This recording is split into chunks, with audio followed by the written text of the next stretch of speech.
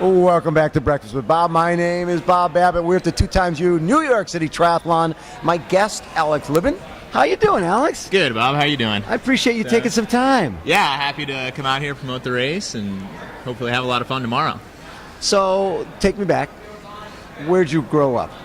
So I grew up in central Iowa, in Des Moines, Iowa. I was a big fan of watching the Hy-Vee World Cup that was going on out there. What a great event. Oh, my God. And yes. Yeah, so the best people in the world. yeah. Simon Whitfield winning there one year was coming like to the coolest Des Moines, thing. Iowa, of all places. I mean, it was really incredible. At least for the endurance community there. I don't know if everyone knew what was going on, but we certainly did, and it was super exciting to have the Simon. So that was your first exposure to the sport. Yeah, really to triathlon, and then I swam in high school, ran cross country in high school. I was pretty mediocre at both, maybe varsity, but I wasn't like a phenom at it or anything. Yeah. And so not a lot of scholarships coming your way. No, definitely not. No. And I was part of a junior cycling team as well. Yes. And there was a brother-sister duo who were pretty badass at the time, and they were doing a lot of XTERRAs. Oh. And to me, that was just the coolest thing ever. So I went out with them and did Richmond XTERRA. Yes. Senior year of high school or something, and I wore like a bike jersey for the whole thing, and like the jersey like chafed my nipples like a cheese grater while I was running, and the river was flooded, and I remember just like swimming along, and you would just punch a rock as hard as you could because you couldn't see anything, and I had never ridden trails like that before. I had no idea what I was doing, but I just got done, and I was like bleeding and just covered in mud, and I was like, man, that was so much fun. Like that was just so extreme. And really spent the next summer after that just like driving all over the country. There's not a lot of XTERRAs in Iowa. No. So like every other weekend I drive. There's not to much of anything in Iowa. Yeah. And so I think that summer I racked up 350 hours in the car. Oh my God! Just driving to races. Yeah. I would drive to races. And were you racing pro at that point? Oh no. I mean, I was lucky that there was no one in my age group in central Iowa, so I would like qualify for nationals just by showing up. And so, my dad and I went out to Lake Tahoe that fall. The Flume Trail and all that stuff. Yeah, I pre-rode the entire, 35K course the day before. Of course, that's what you do. Because I read that Conrad Stoltz, broke his collarbone somewhere. And I was like, well, that dude's really good. I'm not. I want to make sure I see where this happens. It's probably really technical and tricky. And just came up fresh from sea level to altitude. And in my mind, being a high school kid, I was like, oh yeah, California, late September, I'll just pack shorts, and the night before the race, we get 3 inches of snow. I just had no idea what I was doing, and it took me hours to finish the race. It was real rough, but I loved it. And to this day, I'm really happy I actually pre-rode the course the day before, because that's an incredible trail, and I'd love to go back. Oh my God. So you're doing all the XTERRA stuff, and when did the road tri come into the picture? Yeah, probably about the next year. I just got sick of all the driving and just got into doing some road stuff. Why not? I had the crit racing, road racing background as a junior anyway, and then you had success.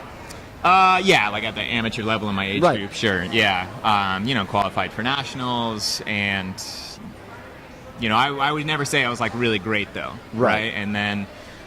Went to college, got really into beer pong instead for a year or two. Beer pong is good. Yeah, I got pretty good. I mean, could have gone pro Olympic. There's really no Olympic pong yet. Not yet. Right. It could get in. It's probably in the X Games. Yeah. And so, and then, for a while, I think it just got pretty burned out on all that stuff.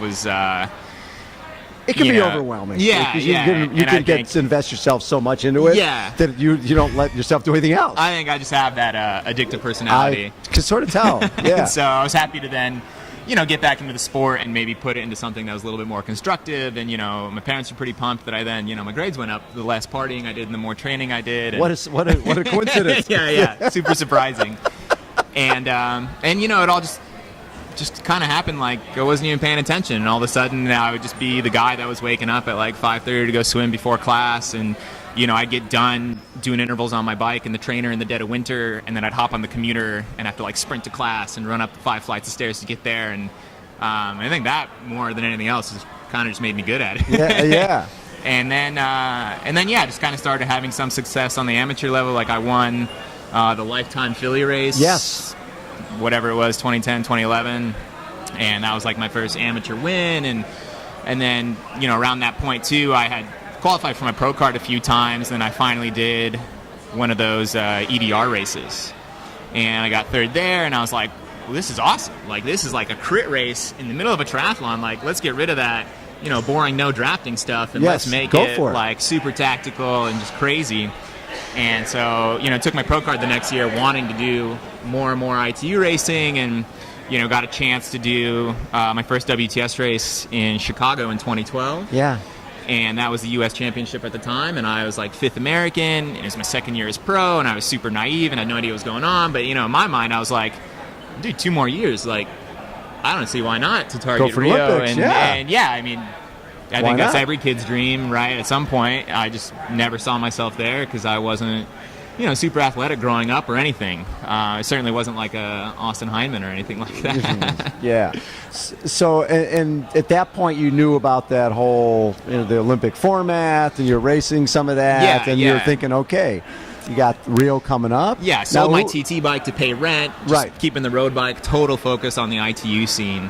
And then the next year, the unglamorous side of being like any high-level athlete that no one ever talks about is I don't think it's good for you. I mean, anytime I get like a blood test, like my values are just all over the place. Yeah, because you're dehydrated. Your body's just broken down. Right. Like, I mean, exercising is great like a few times a week, but, training 20, 25, 30 hours a week at a high intensity level, like, it breaks you down. And so I picked up a Campylobacter bacterial infection in my gut. Yeah. And I went through maybe like a week of really bloody diarrhea. Yeah. And finally went to the doctor and, got the whole colonoscopy, went through 4 or 5 rounds of antibiotics. Oh my God. And from the colonoscopy, we found out that the bacteria had actually chewed up my ileocecal valve between my small and large intestines. Yeah. So things were just not even really being able to hold itself back. And I was like, oh, well, this is probably why I've been feeling like crap the last few months. You think? Yeah. And then talking to the gastroenterologist, he was just like, you could have had this for 2 months, for a year. Like, we can't really tell. Yeah, you can't really tell. It just now got bad enough. And so, that was frustrating, and that was certainly during Olympic points crunch time. And, and looking at it now, like looking back on it with hindsight, it's like, all right, well, obviously I was doing better in, 2013, 2014 or whatever, because no one's really chasing points yet. And then, 2015, 2016, everyone really picks it up to push for points. And because you need points to get starts. Yeah. Right. And same thing now, like I'm looking at it now that we're here in 2017 and, World Cups and WTSs, they're not even filling out the start list, because everyone's just taking time off. And so, which is a great time to sneak in and get some points. But, for me, just starting out in the sport at the time, I was like a little naive about it and just didn't quite know. So. And now, are you focused more on non-draft? Yeah, for sure. So last year, so I went through just 2 kind of bad years. This is actually the first time in July in 2 years that I'm even racing. Like, I think this time last year I was in Ouray, Colorado with my fiance's family, like riding dirt bikes. You know, just like, you know, and last year in general, I just was a little burnt out with the sport. Like, I've been doing it for 4 years and I hadn't really achieved anything, and it's kind of like, well, where's my life going, and this and that. And so last year I think what really helped me actually was doing Major League Triathlon. Just really, those are fun. Yeah, like it was just so much fun. Like, it was just so laid back. It's 30 of us all together having a great time. And then this year I was like, all right, well, let's try some halves. Why not? And just doing something completely different that I've never done before. And I'm having a lot of fun doing that. And what halves did you do? So just did Coeur d'Alene a couple weeks ago. That was pretty fun place. That's great. Super, place. yeah. Santa Rosa. Yeah. So I was happy to do that. I did Oceanside earlier in the year, and every single one of them, like, I think get a little better. Yeah. So I think I was like 12th in Oceanside. I did Cabo last year, and I somehow swam the wrong way. Lost a lot of time there, so that was a bummer. But I was 5th in Santa Rosa, 5th again at Coeur d'Alene, and I ran like a 1:13 in Coeur d'Alene. So I'm that's right putting there it together, and it's just it's what's a lot the more goal relaxed. now? Just enjoy yourself. Just enjoy myself. Like, after this next weekend, I'm going to Challenge Iceland. Because I was like, man, I bet that'd be an incredible race. So I'm really just looking at the calendar. Use the sport to travel the world, do the things. You're a young guy. Why not? And I think that was the problem with ITU, is I just got so concerned about points and going to whatever race I could get into. that now it's really nice to be like, all right, pick and choose on the calendar. What do we want to do? And, you show up at a half race. It's just so much more relaxed. Totally. Doing a World Cup or a WTS sprint with like 75 dudes, all of them who would just like all trying to get to that first buoy. Yeah, cut off their right arm just to beat you to the first buoy, not even to win the race, just to beat you there. Whereas with the halves, it's such a long day that everything's so much more relaxed. It's you against you in those races. Yeah. The competition doesn't come into it until maybe the last 10K in a row. Yeah, exactly. Right? Exactly. You're like, all right, just give me the last 10K and then we'll start racing. Yes. And I think for myself too, just learning about myself as an athlete, like I'm probably a little bit more of that diesel engine. Yep. Like, all right, fine, I'll probably never run like a 14-minute 5K, but like I can hold 5:20, 5:30 pace all day on long. Dead legs all day.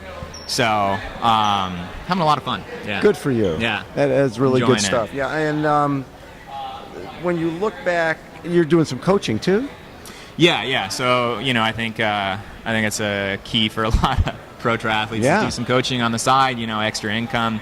So I do a lot with the Z3 junior team out of Des Moines, and then I coach some cyclists and triathletes and runners all on the side as well. What do you see as the biggest mistake a lot of these guys? Because you've made them all, right? So now you're able to assess somebody else's. A lot of times I see guys come, they do so much mileage. Right. Your age grouper's doing more than the pros. No, and I think that's the number one mistake is everyone thinks, and pros do this mistake all the time too. Everyone thinks that volume is the solution, right?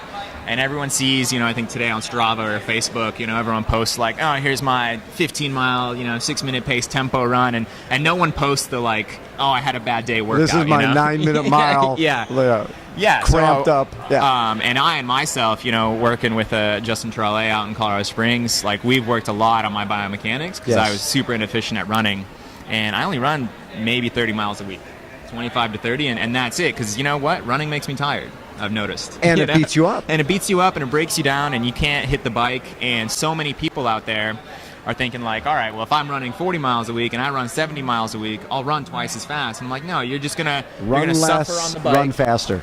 Work on those mechanic skills. Do some tire pulls. Do some ladder agility work. You know, get yourself to really get that lean going forward. And that'll solve itself because now you can actually hold that fast pace instead of just trying to muscle your way through it, People are eager to work on their form, I think, in the swim, and not so eager to work on it in the bike. That's really true. Or the run, I mean. Sorry. Yeah. Well, and I think for so many folks, this is they read what the pros. And a lot of times, I think pros write what they want other people to read. Oh, yeah. Right? Everyone wants to have the I'm doing epic workout. 30,000 yards, and I'm riding 400, and I'm running 100. Okay, I've got a wife and 2 kids, so I'll just do 3/4 of that. right. And I think as pros, like it works because afterwards I can take a nap. Right. Hopefully maybe my fiance's made us some lunch and I'll pound that down and just fall right asleep, and I don't have to go to work or stress out about what the kids are doing or take them to baseball or anything. Exactly. So, but you're still digging the sport. Yeah. I really travel just feel totally rejuvenated with it this year, especially. I'm getting married in September, so I think I'm just feeling like life is kind of progressing a little bit more, and I'm just maybe less stressed about the results and where things are going, and just more into the journey rather than the destination. Love it. Now, have you done this one before? No, I haven't. So I first time. This will be a fun journey for you. It's a great course. So really looking forward to it. I love coming here to New York City. Like I've been here, a handful of times, and to be able to race here, and I'm assuming there's going to be some pretty big crowds out there just because there's so many people around. Yeah, exactly. You want to get a big crowd? Yeah. Drop a race where there's already a big crowd. Right, exactly. And so I'm really looking forward to it. Good job. I think it's going to be a lot of fun running through Central Park. It's going to be awesome. Going to love it. Downriver swim for me, too, is kind of a big bonus. Hey, Alex, thanks so much for taking time. Yeah, it's really nice to get to know you. Looking forward to it. I'm glad you're healthy. Yeah, me too. That's a nice change of pace, right? It feels good to be racing in July. Alex Libin has been our guest. Again, Breakfast with Bob, 2 times New York City Triathlon. Hold on, everybody. We will be right back.